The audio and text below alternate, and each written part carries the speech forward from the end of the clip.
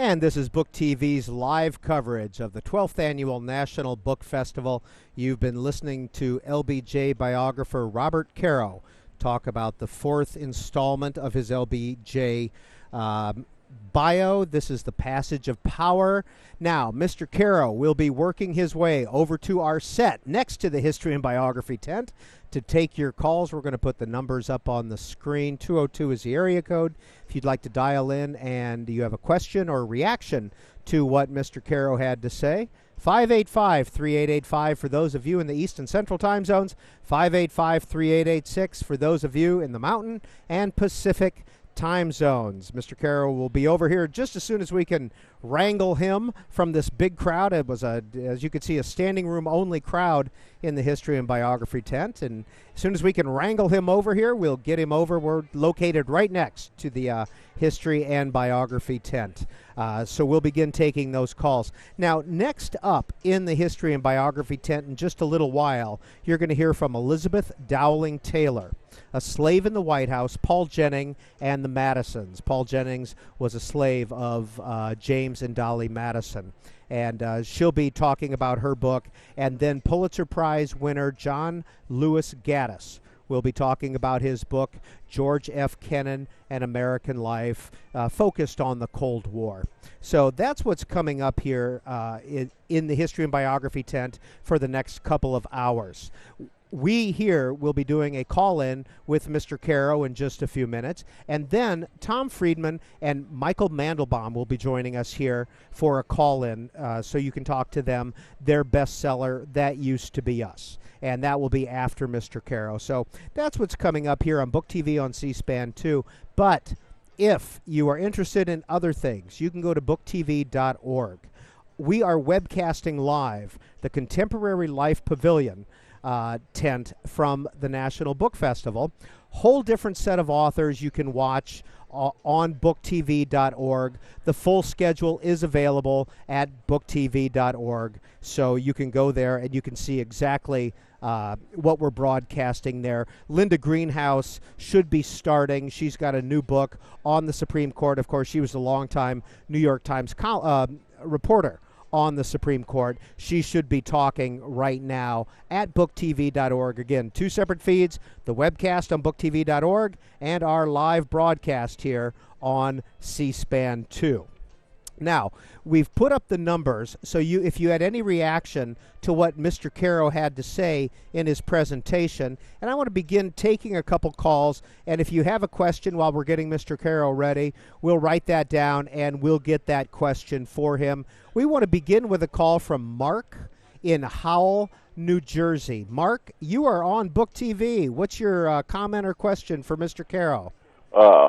Yes, my question my comment, Mr. Caro, is one thing first, and that is I read his three previous books about Lyndon Johnson. I found them very entertaining, and I'm looking forward to the fourth. But the question I want to ask is, he covered Johnson's reaction to him being president and all after the assassination of Kennedy. What was the reaction of the administration workers to Johnson after Kennedy got shot? And the people's reaction to Johnson after Kennedy got shot. Okay, Mark, thanks so much.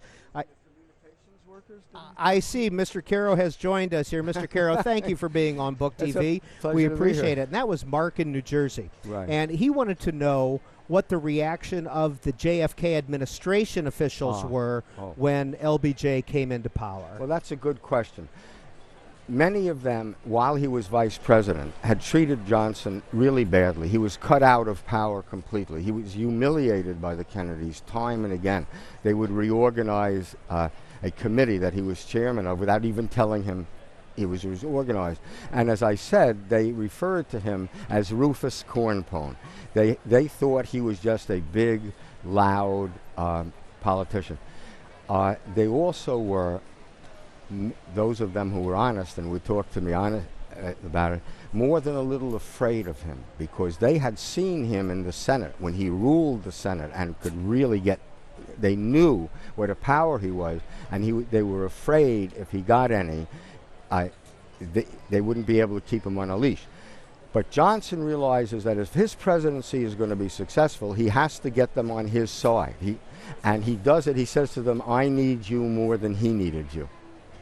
Now, Mr. Caro, we heard in your talk, you said that this book, The Power of Passage, covers 47 days only. No, 5 years. It does cover 5 years. Yeah. Okay. It begins in 1958, and it goes through Kennedy's and Johnson's fight for the nomination in 1960. Then it goes into how Robert Kennedy tried to remove Johnson from the ticket.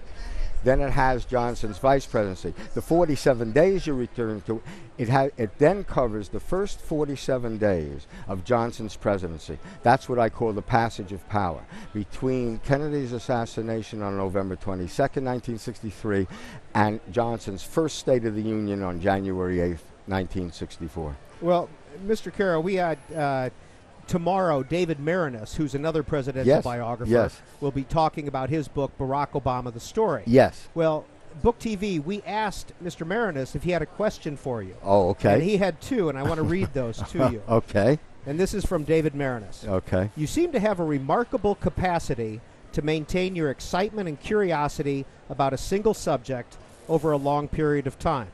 First question. Have you found that your excitement and curiosity about LBJ has actually increased rather than diminished over the years? Yeah, it's a terrific question. The answer is yes, because, as I've said, I regard these books as not being about Lyndon Johnson alone, but being about political power and how it works in America. I think it's important that we understand how political power really works, the realities of it. To watch Johnson use political power is to see the full potentialities of how it can be used. And for someone like me who's interested in political power, you say, boy, that's fascinating. I'm always saying, wow, look what he's doing now. And the second question from Mr. Marinus, have you ever been tempted to break off and do another book in between? And if so, what subject would that be? Well, I haven't been tempted to do that. I am writing, but I've been taking notes all along on what it's like to do these books. The Power Broker on Robert Moses, because Moses would do anything that he could to stop my book. So there was a story I felt in the doing of that book. And there's a story in the doing of the Johnson book. So I hope after I finish this book to write a story of hunting for power. Robert Caro is our guest, and the next call for him comes from right here in D.C., Tyrone. Good morning to you. Good morning. Mr. Caro, I've enjoyed your books over a long period of time, and it was great to hear your presentation. I did have one question in particular. In trying to finish up your first original book, you were trying to find one specific Secret Service agent to clarify specifically what happened after Mr. Kennedy was assassinated, and some of the other offerings that were done by other authors that suggested the Secret Service had not acted properly and in a timely manner in writing down all their notes, and subsequently some of their notes were not accurately portrayed in terms of how they were handled by the White House at that time. Well, the answer to that is I don't agree with it. It seems to me that I know agents around Lyndon Johnson, and because I was trying to tell Mr. Caro, if you could, your mic came off for a second. If you could just, you're fine. Okay. If you could just start your answer again. Right. Well, I concentrated on the agents around Lyndon Johnson because I was trying to tell the story of the assassination from Lyndon Johnson's point of view. The agents around him, I thought, acted magnificently, particularly Rufus Youngblood, who is the agent, when the first shot rings out. Youngblood is sitting in the front seat of the Johnson car. He whirls around. He sees President Kennedy start to tilt to the left. He sees in the car in front of him a Secret Service agent rising up with a rifle in his hand and looking around. And he grabs Johnson's right shoulder, throws him down on the floor,